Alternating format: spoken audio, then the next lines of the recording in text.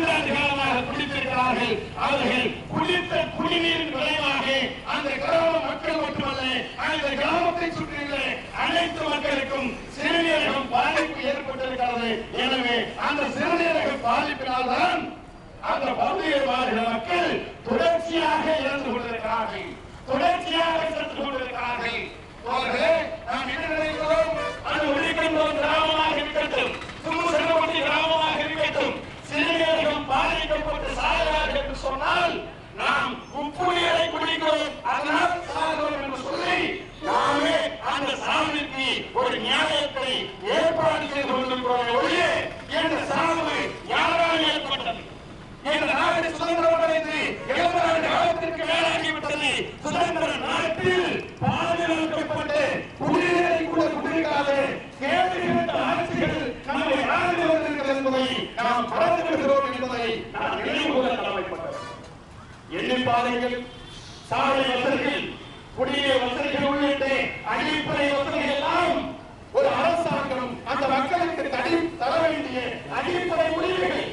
அந்த அடிப்படை உரிமைகளை கூட தரமறுத்ததனுடைய விளைவாக, நல்ல குடிநீரை தரவதனுடைய விளைவாக, தர மறுத்ததனுடைய விளைவாக காரியாலயத்திலே, சுமூசனப்பட்டியிலே, முடிக்கக்குளத்திலே சிறுநீரகத்தால் பாதிக்கப்பட்டு பல பேர் மடிந்து கொண்டிருக்கிறார்கள். இந்த சாவெல்லாம் தமிழ் புலிகள் கட்சி பகிரங்கமாக சொல்கிறோம். இந்த நாட்டை ஆளுகிற ஆட்சியாளர்கள் தவறாக ஆட்சியை நடத்தியதன் மூலமாக விருதுநகர் மாவட்டத்திலே தொடர்ச்சியாக சிறுநீரக பாதிப்பு என்கின்ற பெயரிலே படுகொலைகளை திமுக அரசும் அதிமுக அரசும் தொடர்ந்து செய்து வருகிறது என்பதை இந்த மேடையின் வாயிலாக நான் குற்றம் சுமத்த விரும்புகிறேன். என்ன நடக்கிறது? 16 வருடம் சாலை போடலாம். இன்றைக்கு கூட சொன்னார்கள், கிராமத்தில் இருக்கிறவர்கள் விரைவாக போய்விடுவார்கள், நீங்கள் நேரத்தோடு வந்து இந்த ஆர்ப்பாட்டத்தை நடத்த வேண்டும் என்று சொன்னார். உண்மைதான்.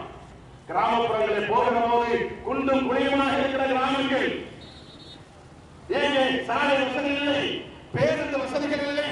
இந்த கிராமத்தில் சுற்றி வாழ்கிற மக்கள் எல்லாம் எவ்வளவு துன்பப்படுகிறார்கள் என்பதை அறிந்தவர்கள். நிறைமாத கர்ப்பிணி இரவு நேரத்திலே வயிற்று வலி ஏற்படுகிறது என்று சொன்னால் அவர்களுக்கு பேருந்து வசதி கிடையாது. ஒருவேளை இருசக்கர வாகனத்திலோ 4 சக்கர வாகனத்திலோ மருத்துவமனைக்கு செல்ல வேண்டும் என்று சொன்னால் சீரான சாலை கிடையாது. இங்கே நிறைமாத கர்ப்பிணிகள் பாதிக்கப்படுகிறார்கள், வயது முதிர்ந்தவர்கள் பாதிக்கப்படுகிறார்கள். இப்படி எண்ணற்ற பாதிப்புகள் இருக்கிறது என்று ஒத்துக்கொண்ட ஆட்சியாளர் அதை நான் செய்து வருகிறேன் என்று சொல்லாமல் இந்த சாயப்பட்டதை நீங்கள் அனுமதித்தால் செய்து வருகிறேன் என்று சொல்லுவது எவ்வளவு பெரிய துரோகத்தனம், அதற்கு பின்னால் மறைந்திருப்பது என்பதை காரியாபட்டி நகர்வாழ் மக்கள் எண்ணி பார்க்க வேண்டும். அது மாத்திரமல்ல, ஆறுகள் ஓடைகள் எல்லாம் பாதிக்காத வண்ணம், தொல்லியல் சார்ந்த துறைகள் எல்லாம் பாதிக்காத வண்ணம் என்ற சாலைகள் அமையும் என்று சொல்கிறார்கள். அப்படி என்றால் அவர்கள் நினைக்கிறார்கள் திருச்சியில் விருதுநகர் மாவட்டம் தொல்லியல் துறை மாவட்டம் இல்லை என்று சொல்கிறார்களா? அண்மையிலே மதுரைக்கு பக்கத்திலே கீழடியிலே தமிழர் பண்பாட்டை நிறுவும் விதமாக தொல்லியல் துறை ஒரு ஆய்வை மேற்கொண்டது. அந்த ஆய்விலே எண்ணற்ற வரலாற்று சின்னங்கள், வரலாற்று பிரதானங்கள், தமிழர்களுடைய பண்பாடுகளிலே அந்த அறிவுகள் எல்லாம், அந்த ஆராய்ச்சிகள் எல்லாம் கிடைத்தது. ஆனால் இடையிலே மத்திய அரசு கிடைப்பிடை போட்டிருக்கிறது. என்ன காரணம்? தமிழர்களுடைய மரபு சார்ந்த அந்த அறிவியலை, அந்த வரலாறுகளை தமிழர்கள் புரிந்துவிடக்கூடாது, தெரிந்துவிடக்கூடாது என்பதற்காக அந்த ஆராய்ச்சிக்கான நிதியை மத்திய அரசு ஒதுக்கியிருக்கிறது, நிறுத்தியிருக்கிறது.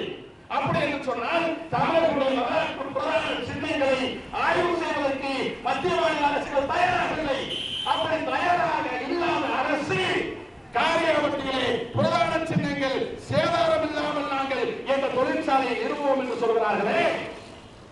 இன்றைக்கு நான் சொல்கிறேன், இந்த காரியாபட்டியை சுற்றி இருக்கிற ஆவியூர் பகுதி, உலக்குடி, கல்குறிச்சி, சென்னைக்குடி, நரிக்குடி, திருச்சி உள்ளிட்ட எண்ணற்ற கிராமங்களை என்னால் பட்டியல் போட முடியும்.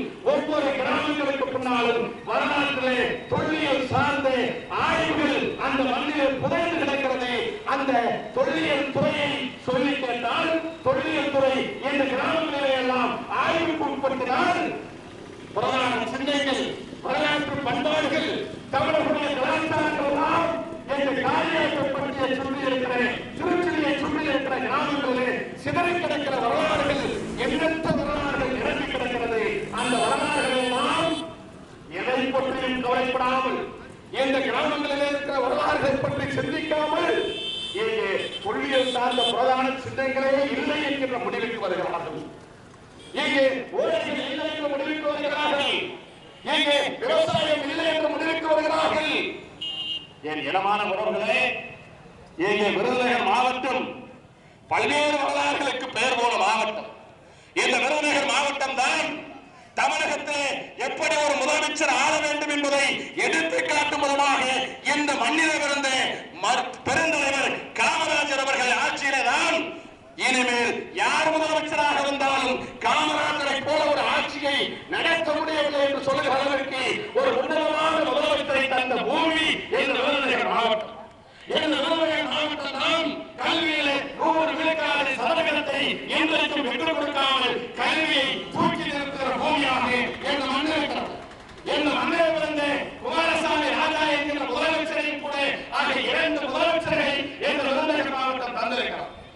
இந்த விருதுநகர் மாவட்டத்தில் தான் விவசாயத்திலே நீர்மின் பாசன வசதிகள் இல்லை என்றாலும் குறிப்பாக இந்த காரியாபட்டி சுற்றி இருக்கிற பகுதிகளிலே 15 அடி தோன்றினாலே தண்ணீர் வருகும் என்கின்ற பெருமை இந்த காரியாபட்டியை சுற்றி இருக்கிற கிராமங்களுக்கு. இப்படி எண்ணற்ற வளங்களை பாதுகாக்கிற எண்ணற்ற தலைவர்கள் தந்த கல்விக்கு பெயர் போல எண்ணற்ற வரலாறுகளுக்கு தடம் போல இந்த விருதுநகர் மாவட்டத்தை வறட்சி பூமியாக மாற்றுகிற முயற்சியிலே தமிழக அரசு முயற்சித்து வருகிறது. இந்த விருதுநகர் மாவட்டம் இன்றைக்கு குடிப்பதற்கு தண்ணீர் தட்டுப்பாடு இருக்கிற மிகப்பெரிய தண்ணீர் இல்லாத பூமியாக மாற்றுகிற முயற்சிகளை எங்கிருக்கிற மத்திய மாநில அரசுகள் எடுத்து வர முயற்சித்து வருகிறார்கள். தோழர்களே, இன்றைக்கு என்ன நடந்து கொண்டிருக்கிறது? இந்த தொழிற்சாலை வருவதால் தமிழ் புலிகளுக்கு என்ன லாபம், தமிழ் புலிகளுக்கு என்ன நஷ்டம்? விவசாயம் பாதிக்கப்பட்டு விடக்கூடாது. விருதுநகர் மாவட்டம் தண்ணீர் பஞ்சத்தில் அல்லாடப்பட்டு விடக்கூடாது. விருதுநகர் மாவட்டம் பாலைவன பூமியாக மாறிவிடக் கூடாது. விவசாயம் பாதிக்கிறதா எல்லாரும் பார்க்கலாம். தமிழ் புலிகள் கட்சி இது சக்கிலியனுக்கான கட்சியே, இது பல்லனுக்கான கட்சியே, இது பழையனுக்கான கட்சியே, இது குரவனுக்கான கட்சியே, இது காட்டுநாயக்கனுக்கான கட்சியே, இது விளம்பரை சாதிக்கான கட்சியே, இது அடவாணிகளுக்கான கட்சியே, இது ரிக்ஷாக்காரனுக்கான கட்சியே, இது கைக்கூலிகள், இது கை சுமையூக்குவதற்கான கட்சியே, அட்டசுலாதவனுடைய கட்சியே, இவருக்கு விவசாயத்துக்கு என்ன சம்பந்தம் என்று நீங்கள் எண்ணக்கூடும். இன்றைக்கு அன்னாட காட்சிகளுக்கு கட்சி நடத்துகிற நாங்கள் தான் விவசாயத்தையும் விவசாய பூமிகளையும் வளத்தையும் இயற்கை வளங்களையும் பாதுகாப்பதற்காக இந்த போராட்டம். எங்களிடத்தில் ஏக்கத்தில் நிலங்கள் கிடையாது, எங்களிடத்தில் பொருளாதார வசதி கிடையாது, எங்களிடத்தில் எந்த விதமான பொருளாதார பின்னணியோ விவசாய பின்னணியோ இல்லாமல் காக்காணி நிலம் என்று சொல்வார்களே, அந்த காக்காணி நிலமில்லாத எந்த சாதியை சார்ந்த ஒடுக்கப்பட்ட சாதியை சார்ந்த நாங்கள் தான் தமிழகத்துடைய மண், தமிழ்நாடு ஒட்டுமொத்தமாக எங்கள் தேசம், எங்களுக்கு இழப்புகளை வாழும் தமிழ்நாடே எங்களுடைய இடம், தமிழ்நாட்டு மக்களே எங்களுடைய சொந்தம் என்று சொல்லி எனக்கு நிலங்கள் என்றாலும் சரி, எனக்கு விவசாயம் என்றாலும் சரி, எங்களுடைய நாட்டை, எங்களுடைய விவசாயத்தை, எங்களுடைய விவசாயியை காப்பாற்ற வேண்டும் என்கின்ற ஒற்றை நோக்கத்தோடு உன்னத நோக்கத்தோடு என்ற போராட்டம் நடைபெற்று கொண்டிருக்கிறது என்பதை எங்களுக்கு விவசாய பெருங்குடி மக்கள் எண்ணி பார்க்க வேண்டும். என்ன நடக்கிறது? சுற்றி சுற்றி பாருங்கள். எனக்கு முன்னால் மிக தெளிவாக சொன்னார் ஈரோடு மாவட்டத்தை சார்ந்தவர். எங்க தாமரை குளத்திலே பொட்டல் குளத்திலே கல்வியில் சாயப்பட்டு வந்தால் என்ன நடக்கும்? எங்கே நாம் ஏற்பட்டவர்களாக இருக்கிறோம், கிராமவாசிகளாக இருக்கிறோம். எதிர்காலத்தில் என்ன நடக்கிறது? யார் நல்லவர்கள், யார் கெட்டவர்கள், எது நல்லது, எது கெட்டது என்றெல்லாம் தெரியாமல் இருக்கிறேன். எந்த விவசாய பெருங்குடி மக்களே, இந்த காரியாபட்டி மண்ணிற்கு அந்த சாயப்பட்டறை கழிவு வந்தால் என்ன நடக்கும்?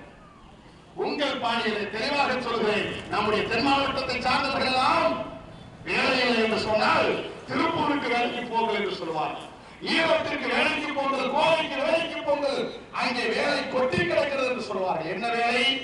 பனியன் கம்பெனிகள், சாயப்பட்ட தொழிற்சாலைகள் வேலை தருகிறார்கள், அங்கே வேலைக்கு செல்லுங்கள் என்று சொல்லி ஒரு காலத்தில் தென் மாவட்டத்தில் இருக்கிற வேலையில்லாத இளைஞர்கள் எல்லாம் திருப்பூரை, ஈரோட்டை, கோவையை தாண்டி மேற்கு மண்டலம் முழுவதும் வேலைக்கு செல்வார்.